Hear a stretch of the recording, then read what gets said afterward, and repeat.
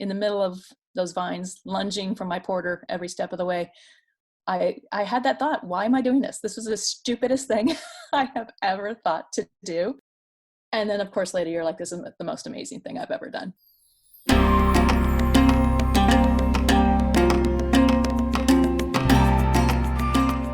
Welcome to the Active Travel Adventures Podcast. I'm your host, Kit Parks. On this show, we seek to inspire and empower you to lead a bigger life through adventure travel. And boy, do we have an adventure for you today. We are going gorilla trekking in Uganda. If you're a little bit antsy about going to Africa, don't be. Africa is really cool. And like you'll hear from our guest today, she's now been 3 times. I myself have been to Africa 3 times. I love Africa. The people are wonderful, the landscape and the animals are amazing, and this is a super, super fun episode, and I can't wait to share it with you. So let's get started. I first met Wendy at a travel conference up in Finger Lakes, New York, and found out she's a fellow travel blogger, also in my age group, over 50, and we shared a passion for travel, and she went on an amazing adventure that once I found out about, I was like, I got to get her on the show to tell us about it. So welcome to the show, Wendy. Thank you so much for having me. I'm really excited to share about this experience. I'm delighted. Yes. Now, if you wouldn't mind telling us, what on earth is gorilla trekking? Why are we going gorilla trekking? Good question. So what it is the opportunity to see mountain gorillas in the wild. And it turns out there's only 3 places in the world you can do it. They're all connected. It's in Congo, Democratic Republic of Congo, Rwanda, and Uganda. And you trek into the rainforest to spend some time with a habituated gorilla family and see what it is like. They have never been captured and put in a zoo. They require too much space and too much food, so they can only remain in the wild. So that is the only way you can see them. And Congo's not the best place to see it currently, so it leaves you 2 places, Rwanda and Uganda. Right. And both of those actually right now are pretty cool places. And at the time of this recording, perfectly fine to go to. Yes. So let's talk a little bit about, you said habituated gorillas. I know because I did my research, but how about explaining to us what that means? Absolutely. So if you come upon wild animals, they will be territorial, run away, could even attack potentially. So the only way to do this safely is for a family to be habituated. And what happens is a group of specialists, it could be scientists, people with local national park services in those countries, find a gorilla family and spend time with them every day over a period of weeks or months until they become comfortable with humans. Now, we don't want to do anything that changes their behavior. We just don't want them to be threatened or attack. So when they determine they become habituated, they then go on a list of gorilla families that can be visited for 1 hour a day by a small group of humans. Interesting. So now what possessed you to say, I've got to go do that? I know. Most people go, what is that? I made a trip to Rwanda as a mission trip with my church in 2016. We were supporting a group called Zoe Empowers, and we wanted to see the group in action in Rwanda. It pushed me way out of my comfort zone. I never thought I would want to go to Africa, much less Rwanda. But when you're in Rwanda, you see many advertisements for gorilla trekking, and you see the gorilla photos of the mountain gorillas are everywhere. That's really what Rwanda leads with in their tourism promotion. And I started to ask questions. I'm like, what is that? And by the time I left that first trip in 2016, I'm like, I have to come back. I wanted to come back, but both to see Zoe Empowers again, but I also wanted to add a gorilla trek to my future travels. So I waited 3 years until I had more time and more money, and also to train properly, and did it in 2019 with 2 friends of mine. Wonderful. Now, all right, that brings up, I got tons of questions, but first of all, so the Zoe Empowers and all that was in Rwanda, but you chose to go to Uganda. How come? Great question. So there are two very different pricing structures to see the gorillas in Rwanda versus Uganda.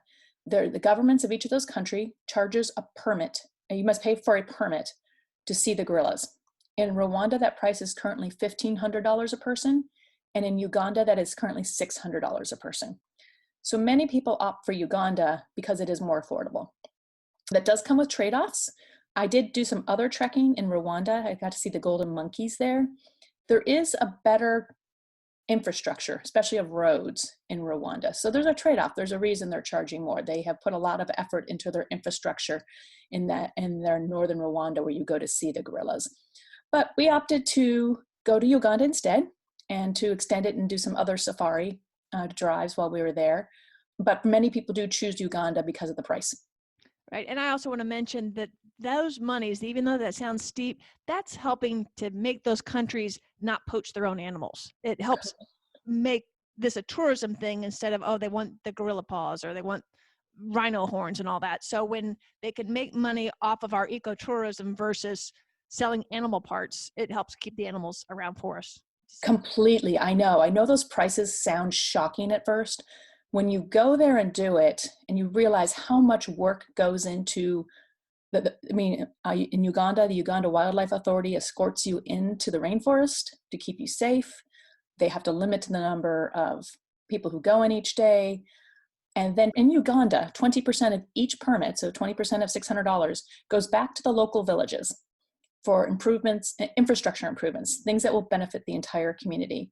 And over time, as a result, in Bwindi impenetrable forest where I went, poaching is almost zero. So it has been a very successful program. So I don't regret paying that money at all. And Rwanda does something very similar. So, that money is well used. Okay, so now you brought up Bwindi Impenetrable National Park. Now that name itself is very intimidating. Let's talk about it. Yes, it is. And for good reason. This is a rainforest. This is a thick, dense jungle. And it's called the Impenetrable National Forest for a reason.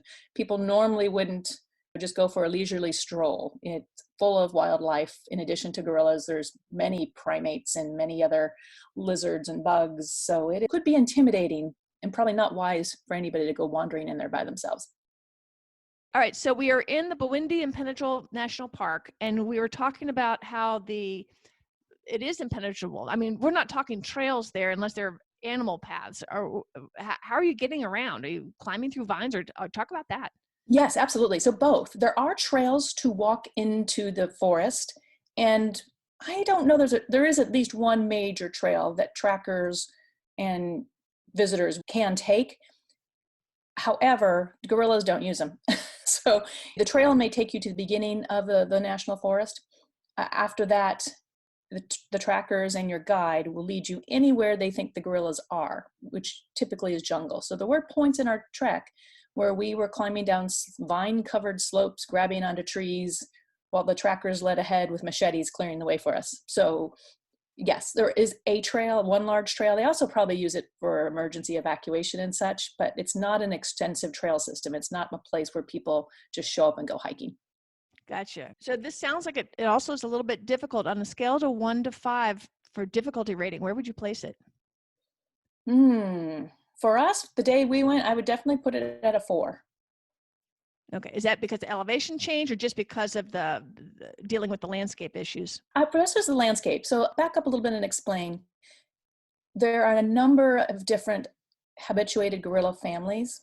And at the start of a day, you meet as a large group in a central location, and you're broken up into smaller groups and assigned a guide, and that guide correlates with the specific gorilla family.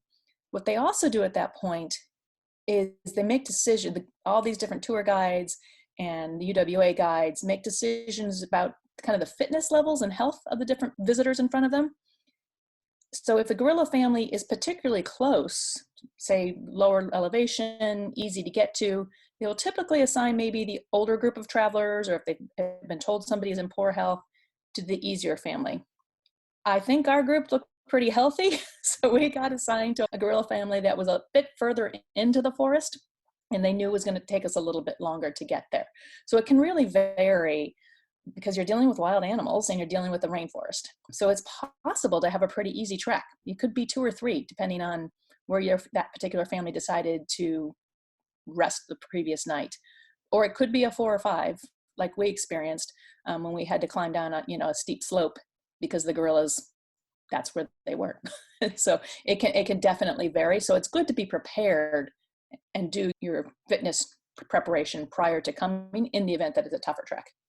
And I think being fitter probably allows for a better experience anyway, because it's going to be longer. If you're going deeper in, you're going to see other animals besides the gorillas and vegetation and whatnot. So I think that it would behoove you to train well to be in the fittest group, regardless. And I think I you're completely supportive. agree. Yes, and because even if the trackers and the tour guides are all wonderful people doing their best to accommodate everybody, but again, they're wild animals, so they could be trying to accommodate you to a gorilla family that's close to the start of the trailhead, only to find out they've moved deep in the forest. So while I know they do their best to try to accommodate health issues and people who've arrived less fit, I think it's always better to be prepared for these particular types of treks. Okay, so now you went with your girlfriends, right? Yes. And so I guess also avid trekkers or whatnot, or intrepid travelers, I would say, because Yes. it's not, somebody's first trip for sure. So talk about the rest of the people in the group. Yes. So two women I've known from our church. So we had all traveled together first to see Zoe and Powers, but we all agreed that it was worth extending the trip. So we knew what we were getting into. We knew we all spent months doing a lot of hikes and walks. All of us have traveled different places in the world. So we'd had some travel experience there between the three of us, which was really nice, and I would advise. And then it was great just to also have people you knew to share this experience with, both before and after, concerns and worries before the trek, and then, of course, the bonding and the reliving it together afterwards. Right. And how about the rest of the people in your group? Was it just the three of you, or it looked from my readings that you could have like 8 people in a group? Correct. So in our group, yeah, we had a really interesting group. That's why ours, I was pretty sure, was identified as the really fit group. We had a couple 30-year-olds who from Australia, and it went all the way up to a couple that I would guess was about 70 from England, but they had done many long treks around the world. Europeans like a lot of the long treks, whether it's be the Cotswolds or the Camino. So this older couple had done many treks. And then we had gentlemen from Germany, also had quite a bit of experience of doing long treks. So everyone in the group was pretty fit in that particular group. And I think that's how the tour guides organized it. But we had people from all over the world, which also made it a lot of fun. At the end of the day, are you eating with the other people so you can kind of exchange stories? Yes, yes. After you see the gorillas, the guides walk you back out of the forest, find what they believe to be a safe area, which in our case was a field that had recently been harvested. And we sat down and we had our sack lunches that were in our backpacks. And we all took deep breaths and inhaled our lunch and chatted about what we had seen. And especially we had all had one harrowing point of climbing down that really steep slope. So we, as a group, relived that in our heads and talking about it many times.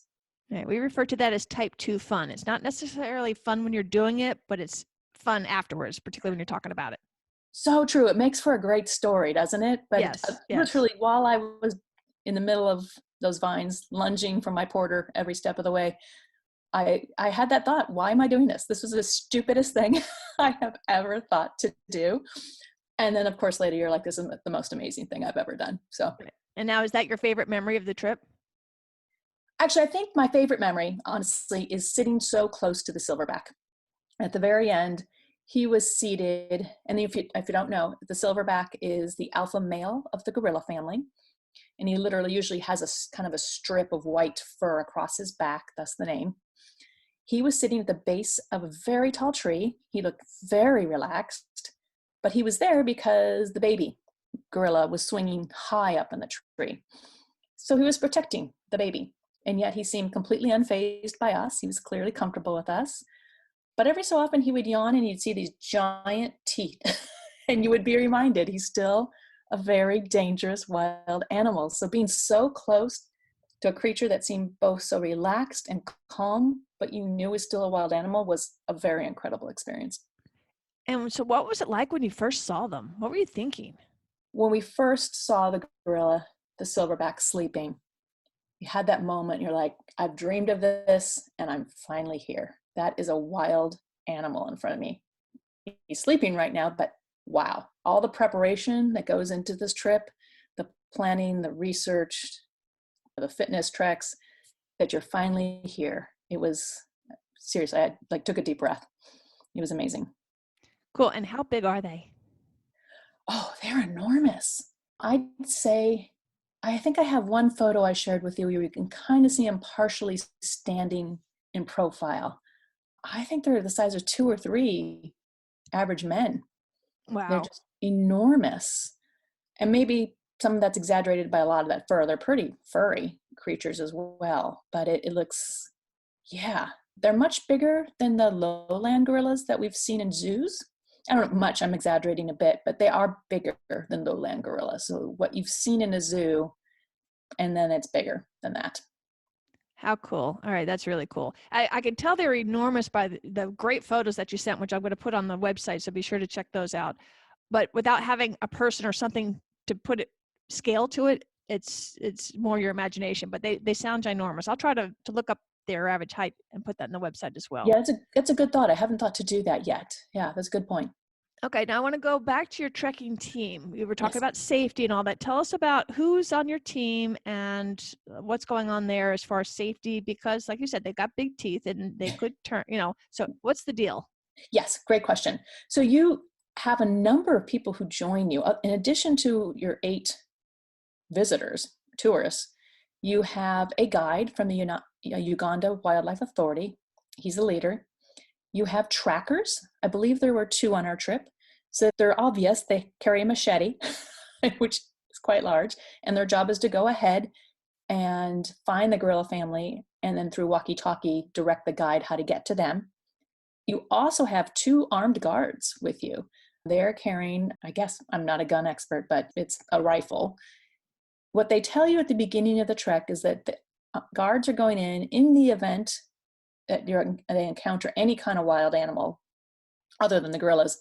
They shoot the guns into the air, is what I'm told. And typically, in their experience, that would scare off any other wild animal.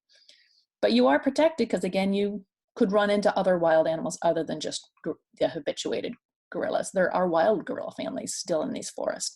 So you are surrounded by the Uganda Wildlife Authority, dressed in fatigues and very experienced, which makes you feel very safe going in. But you also realize this is a big endeavor to take visitors into a rainforest like this. Right, and I actually wish I went on a safari in Tanzania, and we did not have anybody guarding us. We had a guide and a cook, and it's like, oh, where's the person with the guns? And like, oh, we don't do that here. I was like, oh, it was a little unnerving because you could see at night the eyes glowing in the fires right outside. And yeah, so that was kind of exciting. So I actually think that that's good. And I'm sure they're right. Just shooting it in the air, it's going to scare off whatever it is. What other kind of mammals or things are out there that you might see or be concerned about? So the thing they named that we did not end up seeing, they describe forest elephants. So these are elephants that have become separated from the herd in larger plains and for some reason have taken up residency in the rainforest. I've never seen one, but I guess they can be quite dangerous. So that's what they named as their biggest concern and their reason for carrying the guns. Gotcha. What other animals did you see? I'm told there are many other primates in there. We did not see them. Birds and lizards were primarily the other animals that we saw on this particular trek. We did a number of other things and saw animals in different other national parks, but in Burundi, primarily it was the gorillas. Okay, cool. And I think I also want to backtrack too. So you're in Uganda. Can you tell us where that is in Africa, relatively Sure. speaking? Rwanda, Uganda, and Kenya are considered East Africa. Okay. So you were talking about how the roads were not quite as developed in Uganda. So logistically, how hard was it to get to where you met to start your trek? It's a long ride in. First, I'll back up. This whole process starts even the night before. The day before, you drive to your lodge that corresponds with the sector of the national park where you will be trekking. So there's quite a system in place. There's 4 different sectors of Burundi impenetrable forest, and you stay at a lodge that corresponds to the sector where your tour company has pre-purchased a permit for you. So that day before, it was an entirely dirt road to get to our lodge. And we found that in much of Uganda, to get to these different national parks is mostly dirt roads. They do their best to maintain them. Sometimes after a big storm, that doesn't feel very well maintained. So the night before you arrive at your lodge, we got up before sunrise the next morning so we could have breakfast, get dressed, and then they drive as we were at the central gathering spot at 7:30 a.m. And again, all that is on dirt roads. which is a contrast in Rwanda. For the parts of the Rwanda area that I saw, it's all dirt roads in Uganda. So it gets a little tiresome after a few days of being on constant dirt roads. Yes, I remember that from my safari. I Now, bet. I you're bet. near the equator, if I'm not mistaken. Is that right? Yes. So Yes. We actually drove past it. oh, cool. Yeah. Now, does it make a difference then what time of year you go, or do they have like a monsoon season or a best time to go? It's pretty good all year long, is what I'm told in Uganda. Okay. All right. That would make sense being that close to the equator. It But does. I Yes. didn't know if they had like the torrential rainforest is going to probably rain all the time anyway. It does. That was so funny. One of our funny moments on our tour was one of my friends I was traveling with asked William, our tour guide who took care of us for the entire, all the different animal adventures. She asked him if he thought it was going to rain during our trek. And with missing a beat, he looks at her, he goes, "It's called a rainforest." So the answer is yes. So it did. It rained quite a while during our walk into the rainforest. It did not rain all day, but the start of the day had quite a bit of rain. So that's a good point, Kit, because anyone doing this, and this would apply in Rwanda too, because it's also rainforest, you need to be geared up for rain, and you need to be prepared to know you're going to spend a lot of your day in mud. Right, right. You know, I think it's interesting. I have a survey that I put out. I believe every single respondent has said they don't mind roughing it. So my listeners don't mind getting dirty if they get a reward at the end of the day. It's either got to be a pretty That's such view, a gorilla, something. so true. Yes. And the other nice thing, you have this amazing experience of seeing the gorillas. You come out, you get to eat, you're damp, I was muddy, I was tired.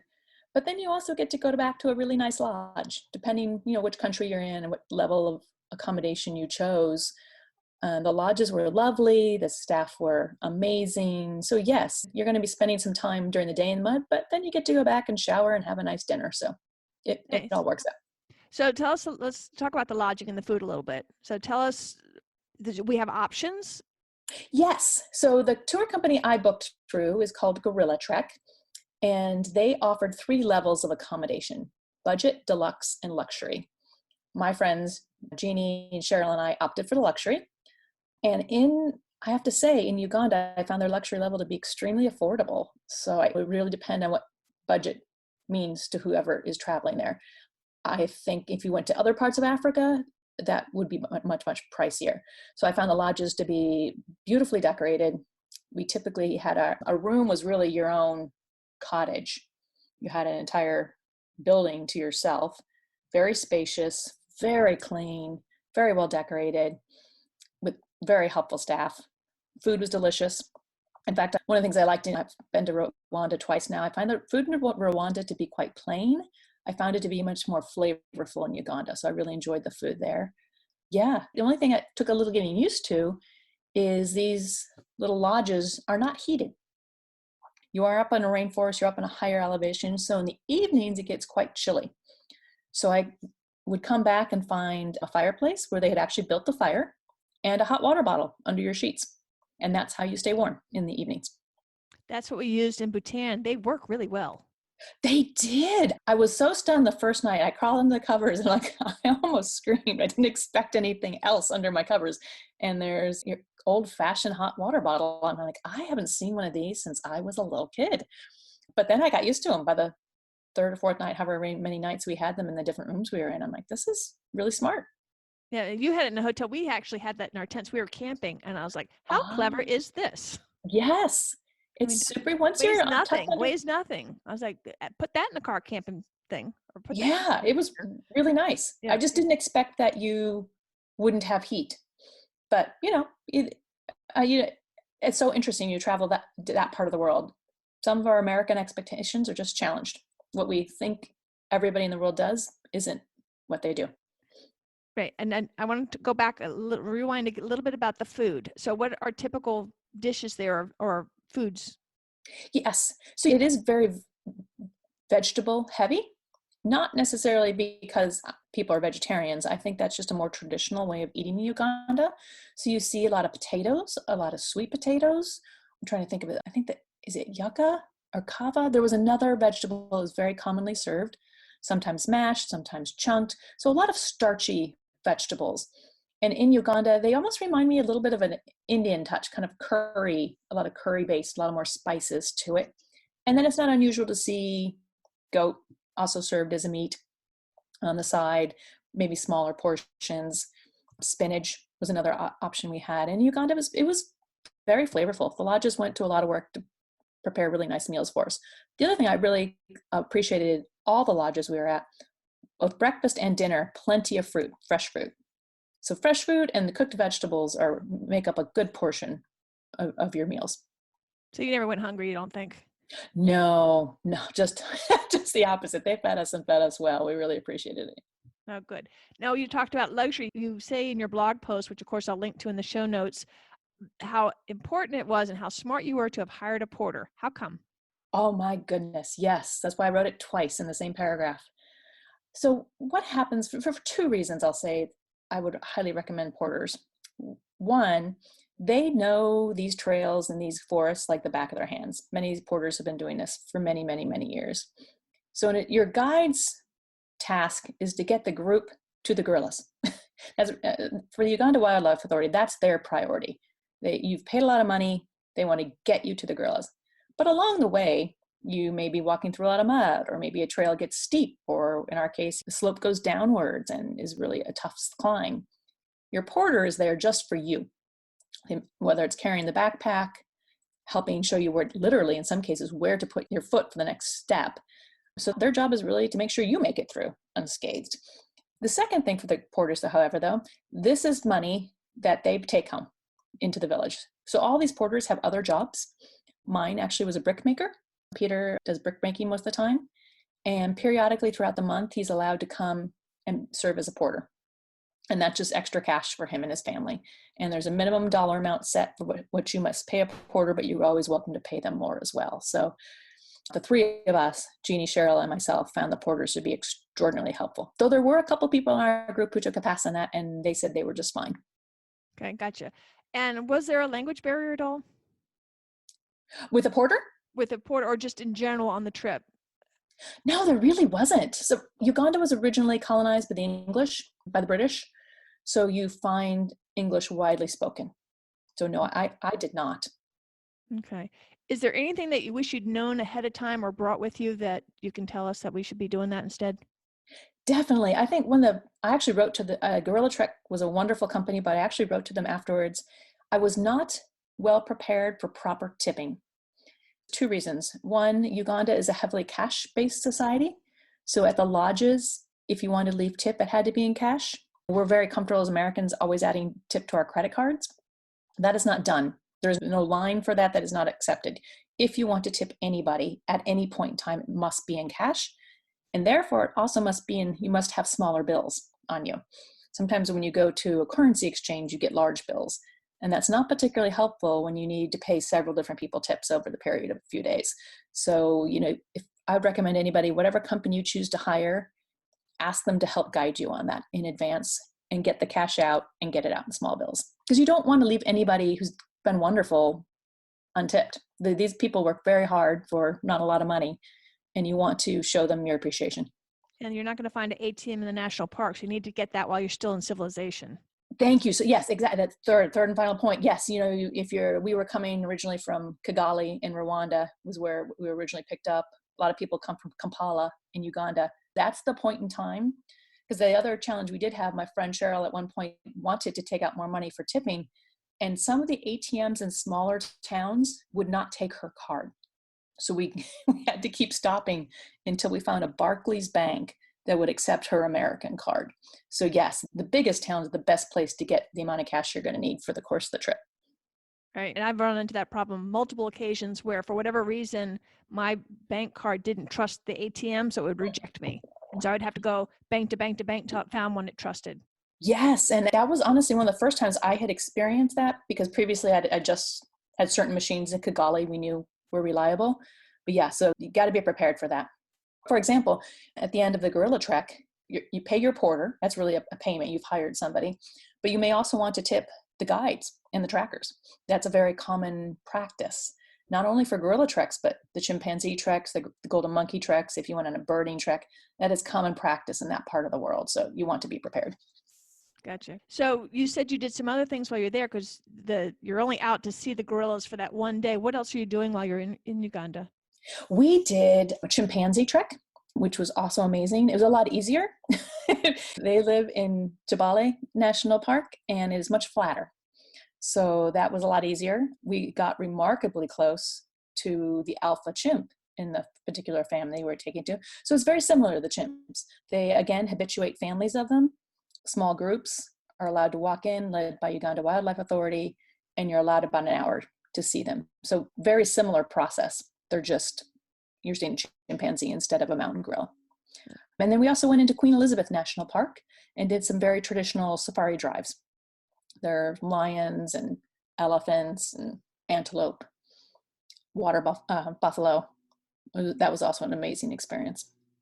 Cool. They've got 10 national parks in Uganda, and I'm going to put a list of all those in the show notes and what some of the key reasons you would go to that particular park so you can have a well-rounded trip when you plan your trip. Thank you. Let's talk too about some other favorite memories and favorite stories from your trip. Absolutely. Gosh, where to start? What was the funniest thing that happened? Funniest. I think definitely the downward slope period of about the 30 minutes, because I kept sliding and landing on my butt. So you're just, at some point you can either laugh or cry. Fortunately, I was still in good enough mood to laugh throughout all that, because I realized later that not only were my pants muddy, my underwear was muddy by the time I was done. So that's how much mud I had experienced on that part. Did you ever feel unsafe?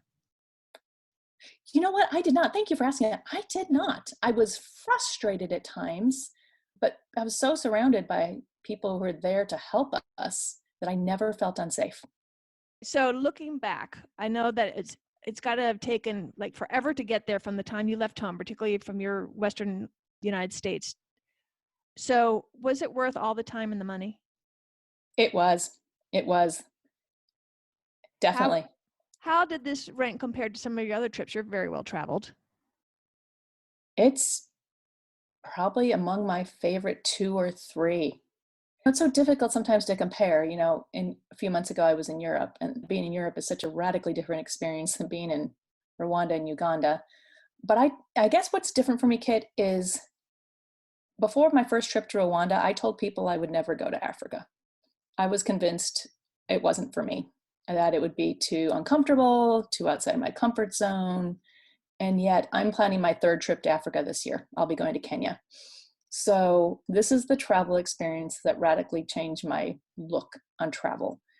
When I travel now to places, I stop wanting to make things be my way or describing things as being wrong. It's just different.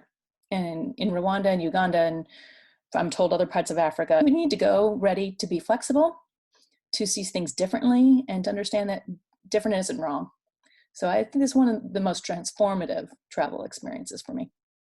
And I think that the more we travel, the more we become that way, because we do see our way is not the only way to accomplish something or do something. And it does broaden your horizons. And to me, I also find out deep down when you break away the different customs and languages and all that, we're all pretty much the same.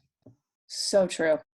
So true. People, when you're paying a porter $15 for a day of work and we chatted a little, you realize he just wants to work and provide for his family. He wants a nice village. He wants a nice home. He has children. He wants to work hard and give them a good life. That is not that much different than what most American families are striving for. The trappings of it are different. Maybe our homes are bigger. We have cars. But ultimately, the things we're all working hard for are quite similar. One other observation, I know we're getting off the gorilla thing, but while we're talking about it, one thing I've noticed too is in some of the poorer countries, the people actually seem happier than we do here.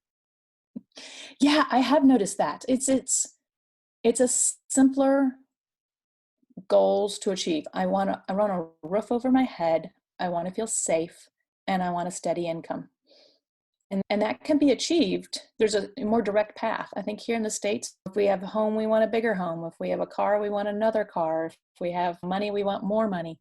So there's always a striving and never quite getting there, I think, in parts, especially the US. I was going to say Western world, but I think it's especially in the US, that there you don't see as much. People are very clear what success looks like. And then when they get there, they enjoy it. There's not that constant striving like that you're never going to achieve. And I think also too, the families tend to stay in the same area, that they have tighter family and community bonds because they're all still living in the same place. They don't scatter as much as we do here. Totally. I've spent a lot of time in small Rwandan villages and a little in some of the Ugandan villages. That village life is critical, where people caring for each other, looking out for each other, getting along is important. Figuring out what your role in that village life is really critical. Yeah. And everybody depends on everybody to make it a successful village and to make it in the world. So, Completely. all right, is there anything else that I forgot to ask you about gorilla trekking in Uganda that, oh gosh, you got to know this before you go? Yes, I would say you give some careful thought to the attire and what you bring for the day of the trek. There was one trek we did is actually the chimpanzees, where we saw a couple of people, women, show up in yoga pants and like short yoga pants right below the knee. And for a whole variety of reasons, that's problematic. So your tour company will probably give you a packing list, but I'll repeat some of the things. You're looking to dress in layers and the kind of things that are light, moisture wicking, because you will be rained on. And if you've got the right pants and shirt, in no time that will be dry again and you'll be okay. It may be dirty, but you can live with it if it's dry. So bring the right clothes and do some research and ask your company about that. Definitely good hiking boots, and break them in before you get there. That is not the time to buy something new and break them in. Make sure they're comfortable, make sure you've done a lot of hikes and walks in them. And then be sure to go out in these treks with plenty of insect repellent. Many people will be given anti-malarial pills when they go to places like this in the world, but that is just one of many diseases that mosquitoes can pass. So, we sprayed insect repellent all over our skin and then our clothes, and then we put our clothes on. So I think all of the proper gear and preparation of what you wear can make the difference between it being a successful or unsuccessful trek. So you mentioned two things. I'm going to put links in the show note as well, what to pack in a backpack that'll include a lot of the items that you just talked about. So you have a checklist, as well as how to choose the right hiking foot gear. So I'll have links to those, because that is, if your feet aren't happy, you're not happy. Totally true. If your feet are waterproof, again, I didn't say you want those boots to be comfortable, but you want them to be waterproof. If you're walking through rain for a couple hours and your feet are soaked and they're squishing, it's going to be even hard to pay attention to the animals that you've trekked in to see, because that would be so uncomfortable. So that's just not worth it. So it will cost a little more to get a good quality of waterproof hiking boots, but you will thank yourself for doing it afterwards. Definitely. So now you're also a travel blogger. Why don't you tell us a little bit about what you guys going on? You with your husband, right? Yes. Yes. Tell us a little bit about that. Absolutely. So the name of our travel blog is Empty Nesters Hit the Road. Jason and I are in our 50s and we have two grown children, Jessica and Ryan. We've always loved to travel, but when your kids are younger and even in high school, that's a little tough. You work your life very much around their schedule. So one's in college, one's out of college, we said, this is our time. We need to travel more. And we looked at a lot of our friends who said, we want to do what you do, but we can't. And we're like, well, you could. Yeah, and maybe not right now, maybe someday. So when we started writing, we're like, how could we inspire others to travel more? And sometimes it's to Uganda. Sometimes it's just here to San Diego, which would be an hour ride south.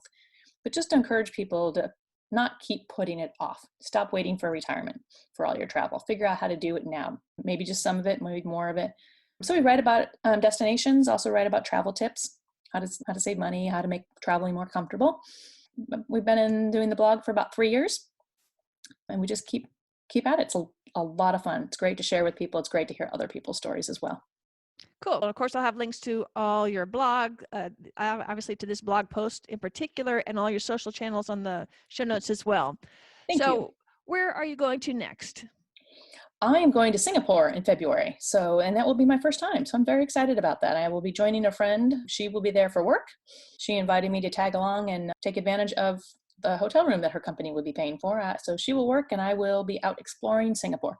Cool. So any final thoughts or advice on people that are considering trekking for gorillas in Uganda or Rwanda?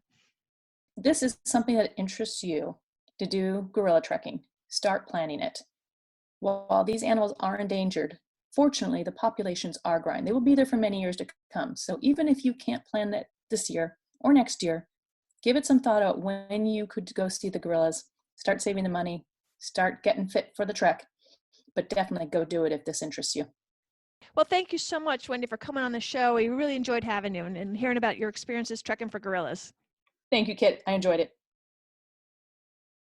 Be sure to check out all of Wendy's photos at activetraveladventures.com, plus get more information on the adventure we covered today. After hearing Wendy's story about trekking for gorillas in Uganda, I decided I have got to go do this.